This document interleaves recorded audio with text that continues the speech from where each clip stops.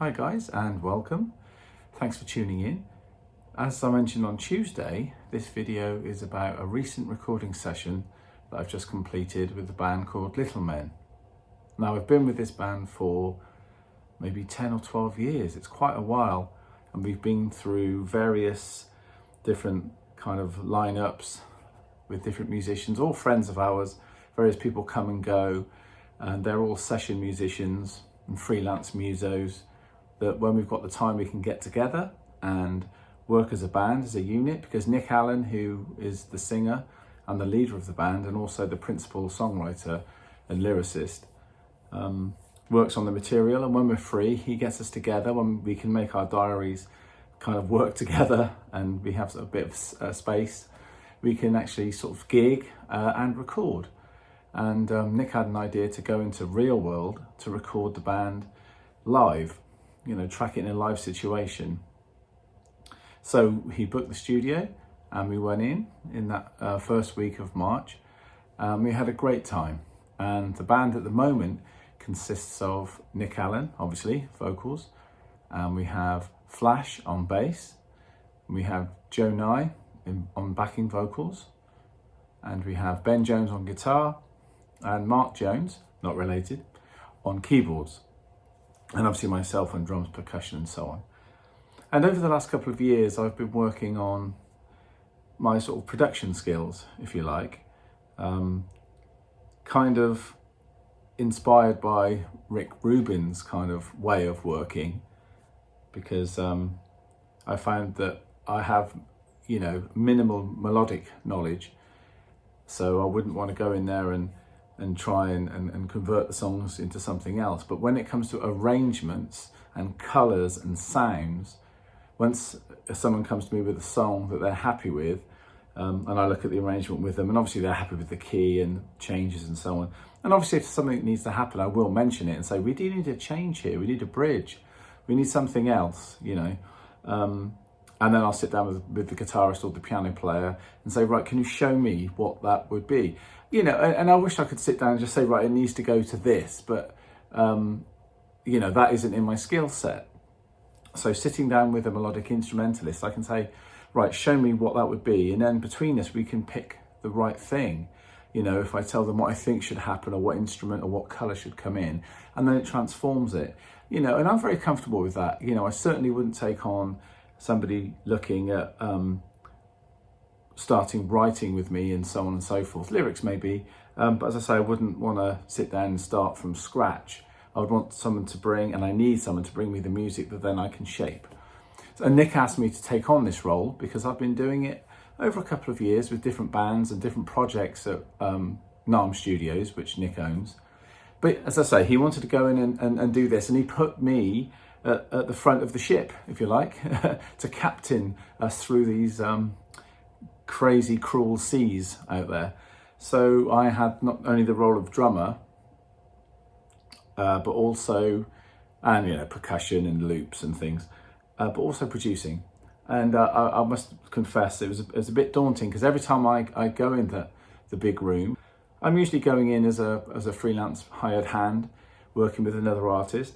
And I've spent many years doing that, probably from the age of 21, when I was really getting the first bit of experience in studios and really learning my craft and realizing I wanted to do this for the rest of my life.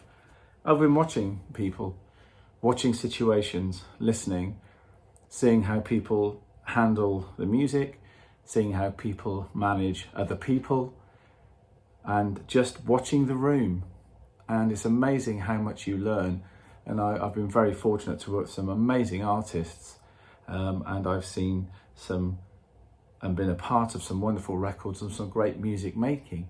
And I've also been in a room and working with people where things have fallen apart and it's been a bit rocky at times. And I've also been on numerous sessions which just glide through. And there's a kind of a theme that keeps all these things together, and it's the people management, and it's the preparation and understanding what you're about to go and do. Because obviously if you're going into a room like real world, a studio like that, you're spending, there's a few coins being spent, and rightly so, because you're going to one of the best studios, not only in the country, but in the world. So for me, making sure the songs were as Nick and Mark had liked them. I'd arranged some of them with them beforehand. But you know, there's something different about hearing some songs coming back over the speakers than when you're just playing it in the room or rehearsing it, you know. So for me, it was a real good experience in thinking, right, how much I can prepare and also how much might change on the day. You know, so you could say that's like an extra worry, but it's on your mind, as well as the people management, as well as time management. You know, when you've got a certain amount of songs to do in a small period of time. We were in there for just a couple of days, so we had quite a lot to do, and we were reasonably well rehearsed because obviously, again, like I say, all of us are doing other things, other projects and touring, and so we didn't have a massive window to rehearse together, maybe 6 hours over a 3-week period, which is nothing really when you're trying to get together a collection of songs for an album, you know, which could be 10 to 12 or 14 tracks, whatever you're looking at, you know. So all these things were great, and as I say, watching other people deal with these situations, you know, I was nervous, but I went in with a list of things that we needed to do, and even, you know, there was even 2 songs that we didn't even have endings for at the time.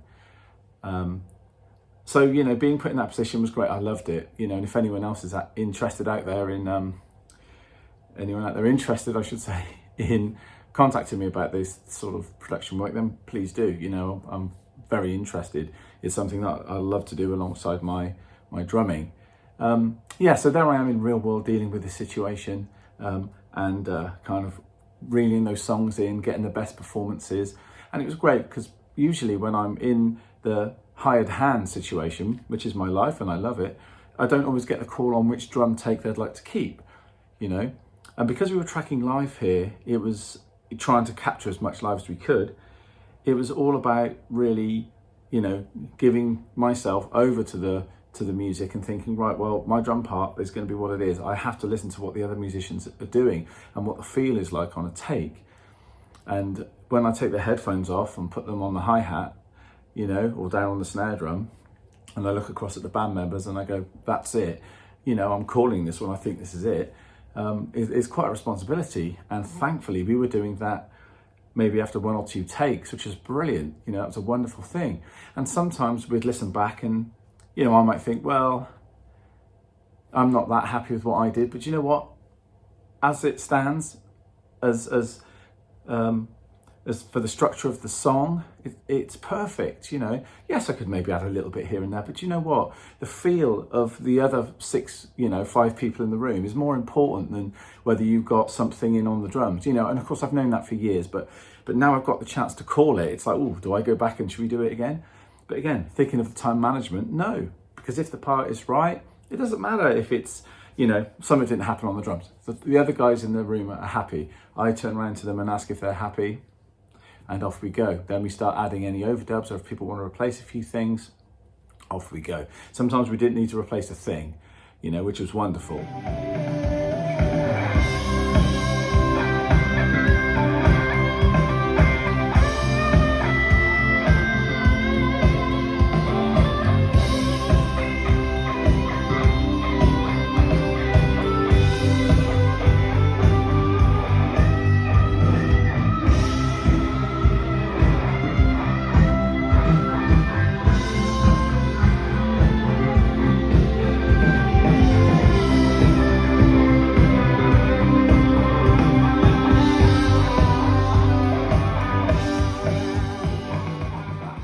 Most of the takes early on the first day were second, third, sometimes first take, which is quite a thing. You know, you musos out there know what that's like, and to capture a vibe and a feel is everything to me.